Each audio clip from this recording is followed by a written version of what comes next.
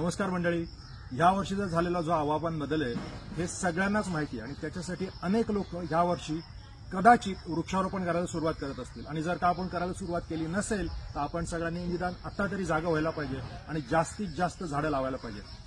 ही झाडं लावत असताना आपण जे काही वेगवेगळे विचार करत असतो त्याच्यापैकी सगळ्यात पहिल्यांदा विचार हा आपण फणसाच्या झाडाचा केला गेला पाहिजे। फणसाचं जे झाड आहे त्याच्यापासून म्हणजे नॉट ओनली ते फक्त मोठं वृक्ष आहे, त्याच्यापासून खूप मोठ्या प्रमाणामध्ये बायोमास तयार होतो, ज्याच्यापासून आपल्या जमिनीची पोत सुधारते, गांडूळ जास्त वाढतात, किडे वाढतात आणि इतर वेगवेगळ्या गोष्टी वाढतात। त्याचबरोबर फणसाचं झाड आपल्याला खूप मोठ्या प्रमाणात फूड देतं। ह्या एका फणसापासून साधारणपणे 150 माणसं एक जेवण व्यवस्थित घेऊ शकतात। त्याचबरोबर ह्या फणसाच्या वेगवेगळ्या स्टेजमध्ये त्याच्यापासून 7 ते 8 वेगवेगळे प्रोसेस्ड फूड आपण बनवू शकतो। ह्याचं लाकूड हे अत्यंत उपयोगी आहे। ह्याच्यापासून मिळणारं जे जंगलातलं फळ आहे त्याच्यापासून अनेक प्राणी अनेक पक्षी त्याच्यावरती जगतात, पक्षी याच्यावरती घरटी बनवतात। हे झाड जगायला अत्यंत सोपं आहे।